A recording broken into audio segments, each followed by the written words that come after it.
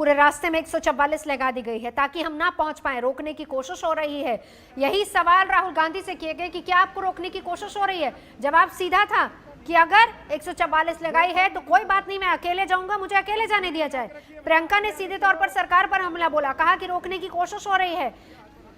प्रदेश में महिलाएं सुरक्षित नहीं है, मुख्यमंत्री इसकी जिम्मेदारी ले, सरकार को जागना होगा और इसीलिए सड़कों पर हैं। प्रियंका ने इस बात का हवाला भी दिया कि मैं एक महिला हूं, मेरी 18 साल की बेटी है, डर लगता है इस तरह की बातें, इस तरह की वारदातों को सुनकर, और इसीलिए सरकार को जगाने के लिए सड़कों पर उतरे हैं और अब पहुंचेंगे हाथरस। परिवार का दुख दर्द साझा करना। इससे पहले आपने सुना था किस तरीके से तमाम जो यूपी के कांग्रेस लीडर्स हैं वो भी ये बात कह रहे थे कि परिवार का दुख साझा करने के लिए किसी की परमिशन की जरूरत नहीं है, हम किसी से इजाजत नहीं लेंगे, हम जाएंगे वहां पर। डीएनडी पर बड़ी संख्या में कार्यकर्ता इकट्ठा हुए और वहीं से राहुल और प्रियंका का ये काफिला निकला। वहां तो रोका नहीं, लेकिन एक्सप्रेस वे पर पहुंचते ही गाड़ियों को रोका गया। गाड़ियों से नीचे उतरे राहुल प्रियंका और फिर उसके बाद पैदल हाथरस की तरफ कूच करते हुए, जिसमें दोनों ये बात बता रहे हैं कि धारा 144 पूरे रास्ते में लगा दी गई है। ठीक है, अकेले जाएंगे, लेकिन सारी गाइडलाइंस को फॉलो भी करते हुए अकेले जाएंगे, पर बड़ा सवाल ये कि क्या पहुंचेंगे या नहीं। और इस बीच आज दोपहर सिद्धार्थनाथ सिंह ने भी प्रेस कॉन्फ्रेंस की थी और उन्होंने सीधे तौर पर यह कहा था कि इसको लेकर सिर्फ और सिर्फ सियासत हो रही है। यूपी सरकार के प्रवक्ता हैं सिद्धार्थनाथ सिंह, और उन्होंने कहा था कि सियासत इस मामले को लेकर हो रही है। राहुल और प्रियंका सिर्फ और सिर्फ सियासत ही कर रहे हैं। दूरी बना के रखिए भैया, आगे आगे चलो। पुलिस प्रशासन अपना काम कर रहा है, ये भी बात उन्होंने कही थी। कहा था कि किसी को भी कानून को हाथ में नहीं लेने दिया जाएगा। राहुल और प्रियंका इस वक्त ये जो तस्वीरें आपको दिखा रहा है ये एक्सप्रेसवे की तस्वीरें हैं, क्योंकि वहीं पर मौजूद है दोनों लोग और अब धीरे धीरे आगे बढ़ते हुए हाथरस की तरफ। लेकिन क्या पहुंचेंगे पीड़ित परिवार तक? और वहां से दूसरी तरफ से खबर ये आ रही है कि एसआईटी घर पर है परिवार के साथ। अब सवाल जवाब हो रहे हैं क्योंकि 7 दिन के अंदर अंदर रिपोर्ट देनी है।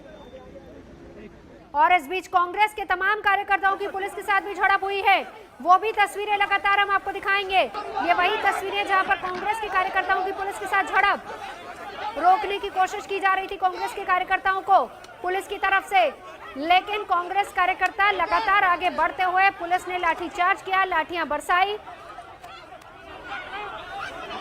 एक्सप्रेसवे की तस्वीरें एक एक कर, जैसे जैसे काफिला आगे बढ़ता जा रहा है वैसे वैसे कार्यकर्ताओं का प्रदर्शन भी लगातार उग्र होता जा रहा है, जिसको रोकने के लिए यूपी पुलिस वहां पर मौजूद है। रोकने की कोशिश की गई।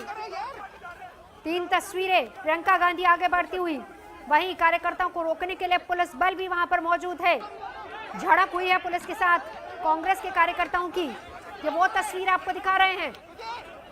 प्रियंका के काफिले को रोका गया, पैदल चलने लगी, लेकिन इस बीच कांग्रेस के तमाम कार्यकर्ता जो कि साथ ही साथ चल रहे हैं उनको रोकने के लिए पुलिस ने बल प्रयोग भी किया। ये वो तस्वीरें, मुझे जाने से नहीं रोक पाएंगे, राहुल गांधी ने ये बात कही है। राहुल गांधी ने कहा कि मैं परिवार तक पहुंच के रहूंगा।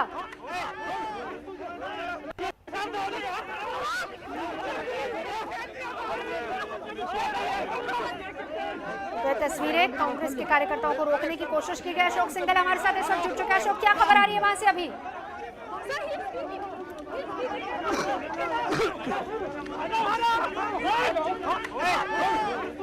अशोक सिंघल, मेरी आवाज अगर आप तक आ रही है, क्या खबर वहां से?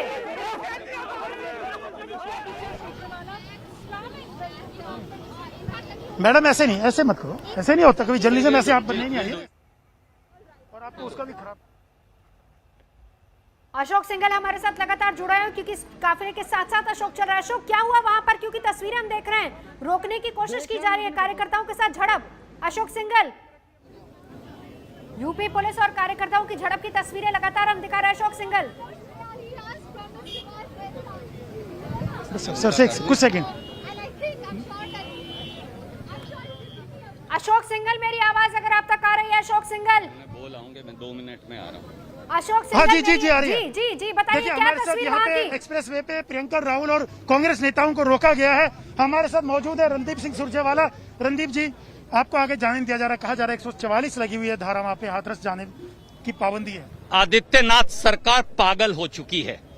अनाचारी और अत्याचारी बलात्कारी खुलेआम घूम रहे हैं और बेटियों को न्याय देने की गुहार करने वाले राहुल जी, प्रियंका गांधी और कांग्रेस के सैकड़ों हजारों कार्यकर्ताओं पर लाठियां चलाई जा रही हैं। राहुल गांधी को लाठियों से पीटा जा रहा है।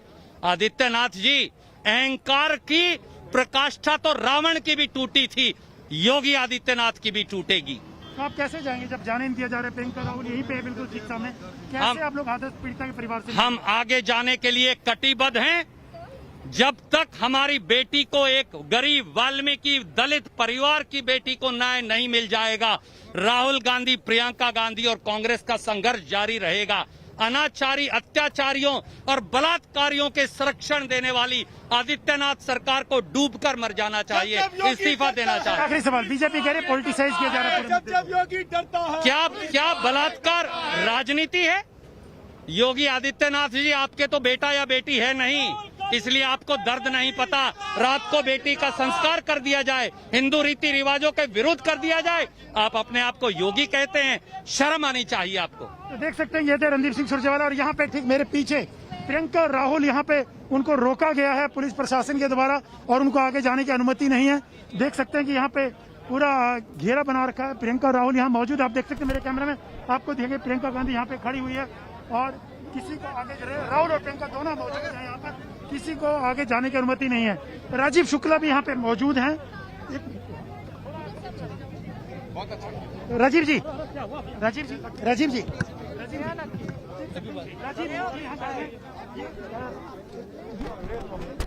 आगे जाने नहीं दिया जा रहा, आप लोग कैसे करेंगे? पूरा प्रयास करेंगे, लेकिन जो दमनकारी नीतियां हैं उसमें लोगों को नहीं जाने दे रहे। राहुल जी और प्रियंका जी पैदल चल के वहां जाना चाहते हैं, लेकिन दमनकारी नीति सरकार की, पुलिस की नहीं जाने दे रहे। तो हम